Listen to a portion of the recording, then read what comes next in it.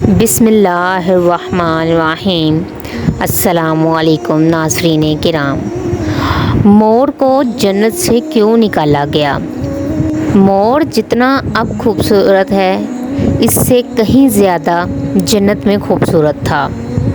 مور کی اس خوبصورتی پہ سبھی پرندے فدا تھے، لیکن ان سب خوبیوں کے باوجود مور سے ایسی کون سی خطا ہو گئی تھی کہ جس سے اللہ تبارک و تعالیٰ نے اس کو جنت سے نکال دیا۔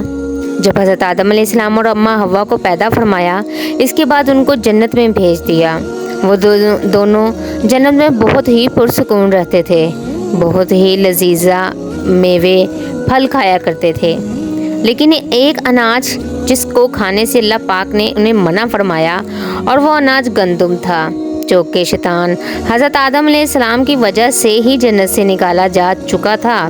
اسی وجہ سے شیطان کی حضرت آدم علیہ السلام سے دشمنی ہو گئی تھی۔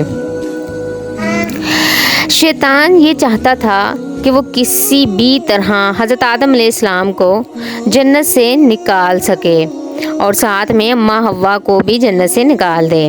جب شیطان کو یہ خبر ہوئی کہ حضرت آدم علیہ السلام کو تمام میوے کھانے کی اجازت ہے لیکن گندم کھانے کی اجازت نہیں ہے، تو شیطان انتقام کی آگ میں دل میں لیے جنت کے دروازے کے پاس بیٹھ گیا اور 300 سال تک وہاں پر بیٹھا رہا کہ کوئی جنت کے دروازے سے باہر آئے اور شیطان اس سے بات کر سکے۔ ایک دن اچانک سے مور جنت سے باہر آ گیا۔ شیطان اس کو دیکھتے ہی بہت خوش ہو گیا۔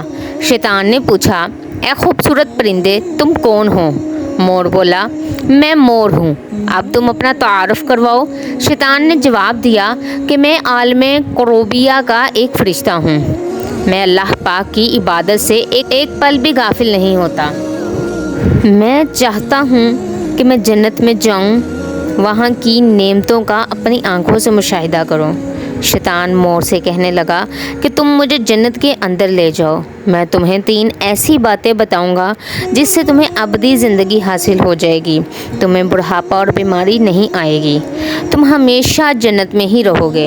شیطان کی یہ باتیں سن کر لالچ میں آ کر مور نے کہا کہ مجھ میں تو اتنی طاقت نہیں ہے کہ میں تمہیں جنت کے اندر لے جاؤں، لیکن ایک سانپ میرا دوست ہے، وہ شاید تمہاری مدد کر سکے۔ یہ کہہ کر مور سانپ کے پاس آیا، اس کو ساری بات بتائی۔ سانپ بھی شیطان کی باتوں سے بہت خوش ہو گیا، پھر شیطان کو اپنے منہ میں چھپا کر جنت میں داخل ہو گیا اور یوں شیطان اپنی چال میں کامیاب ہو گیا۔ جنت کے تمام نگہبانوں کو یہ معلوم تھا کہ جنت میں شیطان یہ چال چل رہا ہے اور جنت میں داخل ہو چکا ہے۔ فرشتے شیطان کو جنت سے نکالنے لگے، تب ہی اللہ پاک کا حکم ہوا کہ اس کو ابھی تک جنت میں ہی رہنے دیا جائے۔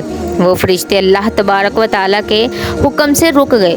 شاید یہ حضرت آدم علیہ السلام کا امتحان تھا۔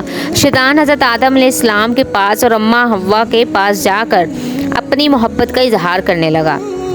وہ دونوں ہی شیطان کو پہچان نہ سکے کیونکہ ماضی کے مقابلے میں شیطان کی شکل تبدیل ہو چکی تھی۔ شیطان کہنے لگا کہ میں چاہتا ہوں کہ آپ دونوں ہمیشہ جنت میں اسی طرح زندگی گزاریں، ہمیشہ خوش رہیں۔ حضرت آدم علیہ السلام اس کی بات بہت غور سے سننے لگے۔ شیطان نے کہا، اگر آپ میری بات مان جائیں تو آپ کو جنت کی اور بھی تمام سہولتیں ملیں گی۔ حضرت آدم علیہ السلام شیطان کے بہکاوے میں آ کر کہنے لگے کہ یہ کس طرح ممکن ہے؟ شیطان کہنے لگا، ایک گندم کا دانہ اگر آپ دونوں چکھ لیں تو آپ کو ابدی حیا حاصل ہو جائے گی اور آپ جنت میں ہی رہیں گے۔ یہ بات سن کر حضرت آدم علیہ السلام کے دل میں رجحان پیدا ہوا، لیکن ان کے دل میں اللہ کی نافرمانی کا خوف غالب آ گیا۔ جبکہ اماں حوا شیطان کی باتوں میں آ گئی، جس پر اماں حوا نے حضرت آدم علیہ السلام کو راضی کر لیا۔ پھر اس کے بعد ان دونوں نے اس گندم کے دانے کو چکھ لیا۔ جیسے ہی گندم کا دانہ ان کے اندر گیا تو دونوں کے ستر واضح ہو گئے، جس کے بعد دونوں اپنے اپنے ستر چھپانے لگے اور خوف خدا سے کانپنے لگے۔ اسی دوران اللہ تبارک و تعالیٰ نے فرشتوں کو یہ حکم دیا کہ حضرت آدم علیہ السلام اور اماں حوا دونوں کو زمین پر اتار دو۔ حضرت آدم علیہ السلام کو سری لنکا کے قریب نیچے زمین پہ بھیج دیا، جبکہ اماں حوا کو جدہ کی سرزمین پر اتارا۔ جن خوبصورت پیروں سے چل کر مور شیطان کو جنت کے اندر لے کر آیا تھا، وہی خوبصورت پاؤں اللہ پاک نے مور سے لے لیے۔ سانپ جو اپنے منہ میں شیطان کو چھپا کر لایا تھا، اس کے منہ کی خوبصورت خوشبو کو چھین کر اس میں زہر ڈال دیا گیا۔ پھر مور کے ساتھ ساتھ سانپ کو بھی جنت سے نکال دیا گیا۔ سبحان اللہ، قربان جائیے ناظرین کرام، مور اتنا خوبصورت ہے کہ جب ہم اس کی خوبصورتی کو دیکھتے ہیں تو اشش کر اٹھتے ہیں، اور جیسے ہی اس کے پیروں پر نظر پڑتی ہے تو ایک دفعہ ہمارا دل یہ ضرور سوچنے پہ مجبور ہو جاتا ہے کہ جو جانور، جو پرندہ اتنا خوبصورت ہے، اس کے پاؤں اتنے ہی بدصورت ہیں۔ تو یہ اللہ تبارک و تعالیٰ نے اس کو اسی چیز کی سزا دی کہ وہ دنیا میں جا کر ہمیشہ اپنی اس غلطی پر پشیمان رہے گا، اور جب بھی وہ اپنے پیروں کو دیکھے گا تو اس کو اپنی وہ خطا یاد آئے گی جو اس نے اللہ تبارک و تعالیٰ کی نافرمانی میں کی۔ اور اسی طرح سانپ کا بھی یہی حال ہے کہ اللہ تبارک و تعالیٰ نے اس کو ایسا ناپسندیدہ جانور بنا دیا ہے لوگوں کی نظر میں کہ لوگ اس کو نہایت ناپسند کرتے ہیں۔ کچھ لوگ بہت اس کو پسند کرتے ہیں، لیکن وہ لوگ زیادہ تر غیر مسلم ہیں۔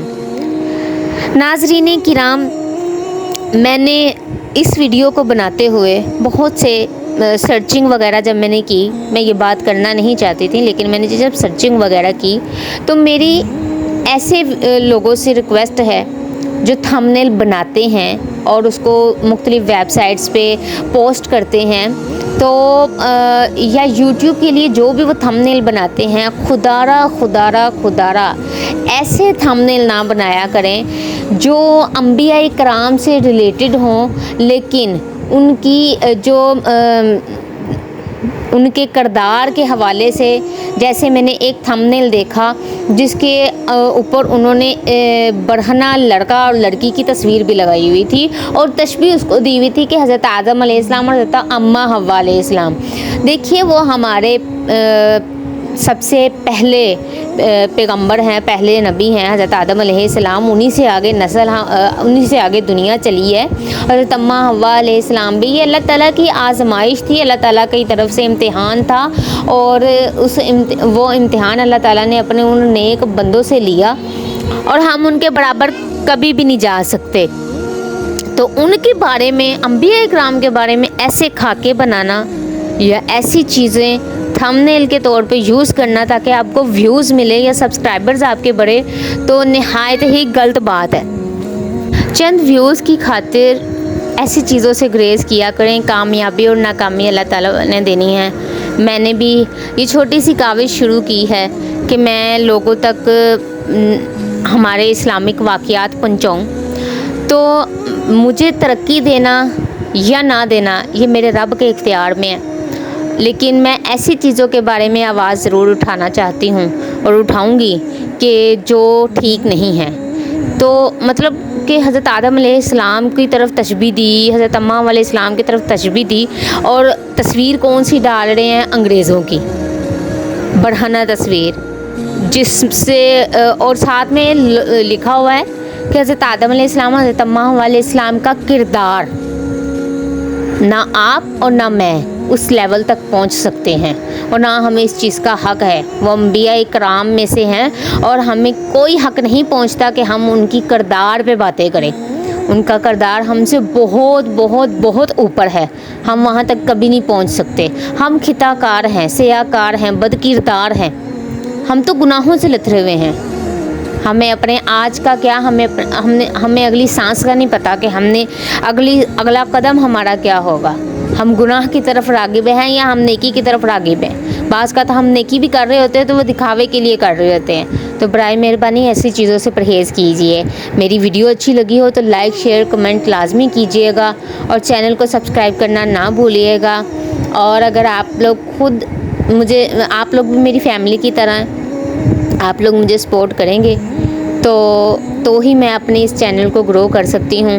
تو مجھے بھی آپ کی سپورٹ کی ضرورت ہے، میرے ساتھ بھی تعاون کریں اور اس کو ویڈیو کو آگے شیئر لازمی کیا کریں تاکہ میرے بھی واچ ٹائم اور سبسکرائبرز بڑھ جائیں اور مجھے یہاں سے ارننگ سٹارٹ ہو جائے۔ ملتے ہیں نیکسٹ ویڈیو میں، تب تک کے لیے اللہ حافظ۔